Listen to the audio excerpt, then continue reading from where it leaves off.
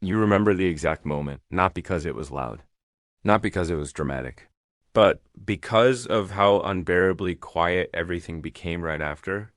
There was no slow motion goodbye like in the movies, no music building in the background, no cinematic farewell. It was just a suitcase coming down the stairs, boxes being loaded into a car, and one last hug in the driveway. A hug that somehow felt both too long and nowhere near long enough. And then taillights, turning the corner, gone. You walked back inside, closed the front door behind you, stood in that hallway, and the house felt completely, fundamentally different. Same walls, same furniture, same kitchen where you made 1,000 lunches, had 100 arguments, laughed at things you can't even remember anymore. But something invisible had shifted, something in the air itself. And for the first time in decades, you had no idea what to do. If that moment sounds familiar, you are exactly who this video is for. And what I'm going to share today could genuinely change what happens next. Here's what nobody in your life is saying to you right now. Not your friends, not your coworkers, probably not even your spouse. Everyone around you is handing you congratulations, telling you how proud you must be, talking about your child's exciting new chapter. But behind closed doors, when the house is quiet at 10 p.m. and you walk past that bedroom with the light off, you feel something different. What you are feeling is grief, not sadness, not just an adjustment period. Real, legitimate, psychologically documented grief. And you are being silently pressured by your culture and social circle to smile through it, to perform okayness. But you're not fine. Psychologists have a name for what you're going through: empty nest syndrome. It is the sudden collapse of a daily identity you built over decades. Think about your life for the last 20 years. Your mornings were shaped around someone else's school schedule, your evenings around their needs. Every major decision you made was filtered through what was best for your child. That was the architecture of your entire existence. And now, in the span of one afternoon and a car pulling out of a driveway, that architecture is just gone. No warning. No training. The American Psychological Association notes this transition hits parents hard who built their core identity around the parenting role. Nobody sat you down and said, start figuring out who you are without this role, because it's coming faster than you think. But here's the part that matters most. The way you navigate this transition is powerfully shaping your relationship with your child right now. The patterns you establish will either build a bridge between you and your adult child, or slowly, invisibly erode the connection. Mistakes that come from love can be experienced as pressure or guilt. The child responds less. Calls become more surface level. You spent 20 years being the most important person in someone else's daily life. That is one of the most demanding things a human can do. And now you are being asked to make the single hardest transition of your parenting journey, to redefine yourself entirely. That deserves to be taken seriously. It deserves honesty. And it deserves a real conversation, which is exactly what this is. Nobody wants to hear that they're doing something wrong when it comes to their own child, especially when everything they're doing comes from love, especially when they spent 2 decades sacrificing, showing up, putting that child first in ways that nobody ever fully saw or credited. So before I say what I'm about to say, I want you to understand that this is not an attack. This is not judgment. This is the conversation that a genuinely honest friend would have with you. The kind of friend who respects you too much to tell you what you want to hear. Because the mistakes I'm going to walk you through are not character flaws. They are natural responses to an incredibly painful situation. But natural and understandable does not mean harmless. If nobody points them out to you, they will cost you the relationship you're trying to protect. What I'm about to say is going to be uncomfortable. But uncomfortable is exactly what this moment requires. So stay with me. The first mistake, and this one is the most common by a significant margin, is overcontact. The calls that come too frequently, the texts that stack up before your child has had a chance to respond to the first one. From your side, it feels like love. It feels like staying connected. It feels like doing exactly what a caring parent should do. But from your adult child side, navigating a new job and building a new life, that daily contact registers as pressure. It creates a quiet but very real anxiety every time their phone lights up with your name. Not because they don't love you, but because they are trying to build an independent life and the volume of contact signals that you don't fully trust them to do that. Every unanswered call or check-in communicates one thing. Your emotional stability depends on their constant reassurance. That is an unfair weight. The second mistake is guilt, disguised as love. This one is subtle. It doesn't always sound like guilt tripping on the surface. It sounds like, I made your favorite dinner, and the house felt so empty. Or, your father and I just rattled around this house all weekend. What your adult child hears underneath is, your absence is causing me suffering, and I need you to fix that. They will start managing their own excitement about their new life because it feels disloyal to be happy while you're hurting. They don't pull away because they stopped loving you. They pull away because proximity to your pain has become emotionally expensive. The third mistake is one that almost nobody talks about, refusing to change the dynamic. For 20 years, you were the authority, but your child is an adult now. And the relationship has to functionally change, or it will functionally die. Your adult child does not need you to have the answers anymore. They need you to trust that they can find their own. The moment you shift from being the authority in their life to being a resource they can choose to access, everything changes. The fourth mistake is making your child your entire social and emotional world. If they are your primary relationship, their absence leaves a crater. The solution is to rebuild a life that is full enough that your child's presence enhances it, rather than a life so empty that their absence destroys it. None of these mistakes make you a bad parent. They make you a human being responding to loss without a roadmap, but now you have one. And knowing is where everything starts. Everything in part one and part two is about understanding the problem, honestly. The grief, the mistakes, the patterns that quietly damage the relationship you worked your entire life to build. But this is where the conversation shifts. Because understanding what's broken is only valuable if it leads you toward what actually works. And what actually works is not what most parents assume. In fact, the single biggest reason parent-adult-child relationships deteriorate is not lack of love. It is not distance. It is not busy schedules or different time zones or the chaos of a new life.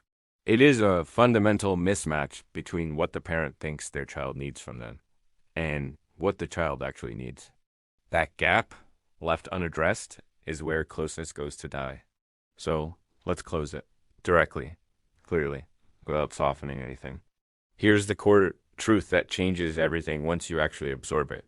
Your child does not need you to be their parent anymore, not in the way you have been for the last 2 decades. What they need now is something more complex, more mature, and frankly more rewarding than the role you've been playing. They need you to become someone they choose to be close to. Read that again slowly. For 18 years, your child had no choice about your presence in their life. You were simply there, structurally, financially, physically there, because that is what the parenting relationship requires. But that chapter is over. Your adult child now has full autonomy over every relationship in their life. They choose who they call, they choose who they visit, they choose who they confide in, who they celebrate with, who they turn to when life gets hard.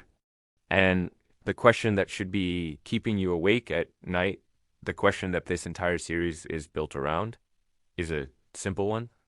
Are you someone they would choose? Not because you're their parent, but because of who you actually are to them right now, today. Attachment theory, one of the most well-researched frameworks in all of psychology, gives you a clear picture of what healthy adult relationships require. And the findings, when applied to parent-adult-child dynamics, are both clarifying and challenging. What secure, lasting adult relationships are built on is not obligation, not history, not shared DNA. They are built on 3 things: emotional safety, mutual respect, and genuine interest. Emotional safety means your child can tell you the truth about their life, the struggles, the doubts, the failures, without bracing for your anxiety, your disappointment, or your unsolicited solutions. Mutual respect means the conversation flows both ways. You share, they share. You ask, they ask. Neither person is consistently the emotional caretaker of the other. And genuine interest means you're curious about who they are becoming, not just nostalgic for who they were. Most parents have the history and the DNA, but emotional safety, mutual respect, and genuine interest, those have to be consciously built. And they cannot be built while you are still operating as the authority figure of a child who no longer exists. There's a specific shift that the healthiest parent adult child relationships make, and it happens when the parent stops trying to remain needed and starts focusing on becoming wanted. This distinction sounds simple. It is not. Being needed is comfortable. Being needed is familiar. For 2 decades, your child needed you for survival. That need gave you a clear and constant role. But your adult child does not need you for survival anymore. And if you keep positioning yourself as someone they need through guilt, through over-involvement, through making yourself the solution, you are not filling a role. You are creating resistance. You are making yourself something to manage rather than someone to cherish. The parents whose adult children call them voluntarily, visit them enthusiastically, and genuinely want them present for the big moments, those parents made a decision to become interesting, stable, and generous presences rather than needy, anxious, or demanding ones. That decision is available to you right now, but it requires you to be honest about which category you currently fall into. What your child actually needs from you now and be broken down into 3 things that are completely within your control. First, they need you to have your own life, a real one, with your own interests, your own friendships, and your own sources of joy. Because a parent who is thriving is someone an adult child wants to be around. A parent who is quietly suffering and waiting is someone an adult child feels responsible for, and responsibility without choice eventually becomes resentment. Second, they need you to be curious rather than advisory. Ask questions about their life without steering the answers. Listen without fixing. Be genuinely interested in who they are figuring out how to be, even when that person makes choices you would not make. Curiosity is intimacy. Advice, when unsolicited, is control.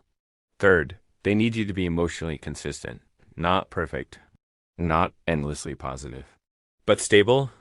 The parent who can hear hard news without falling apart, who can handle distance without punishing the child for it, who can show up with warmth rather than need. That parent becomes a safe harbor. And safe harbors are the relationships adult children return to again and again throughout their entire lives. You spent 20 years being everything they needed.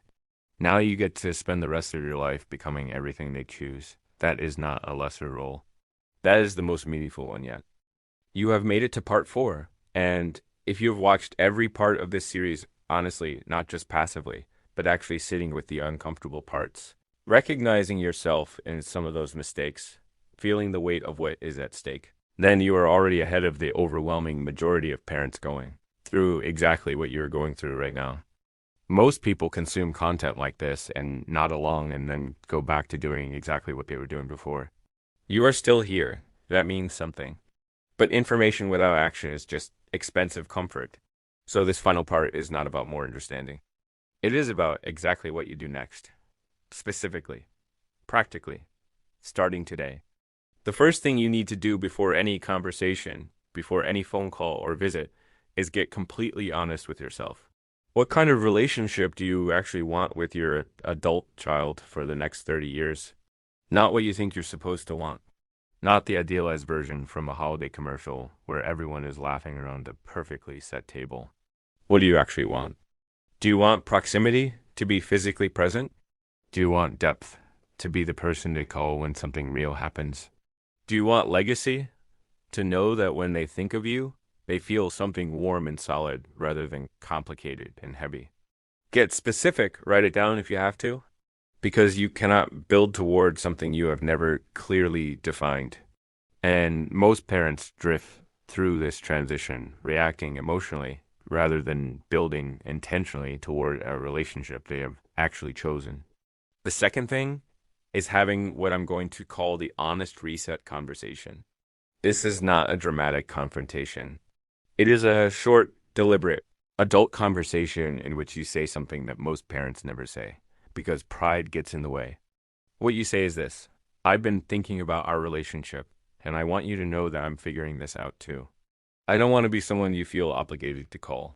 I want to be someone you actually want to talk to.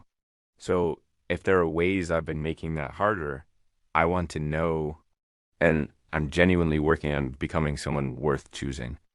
No lengthy explanation, no list of grievances, just a clear adult signal that you understand the relationship has to evolve. The third thing is rebuilding through consistency over intensity. This is where most well intentioned parents make their final mistake. They go from distant to suddenly present and effusive, and their adult child does not immediately trust the change. Trust is rebuilt through repeated small moments of being exactly who you said you would be. Call when you said you would call. Show genuine interest without steering. Celebrate their wins without making those wins about you. Do this for 6 months. Do it without keeping score. Do it without expecting immediate warmth in return. You are actually becoming someone worth being close to. And that process takes time. Give it the time it requires. The relationship you build now is one of the most significant determinants of your own happiness and health in the second half of life. Your child, if you do this right, is one of the great relationships of your entire human experience. The person who will know your full story. That relationship is not gone. It is simply waiting for you to meet them where they actually are instead of where you wish they still were. You raised them to leave. Now do the harder thing. Learn how to keep them. Not through need, but through becoming someone they value. That work starts now. And you are more capable of it than you know.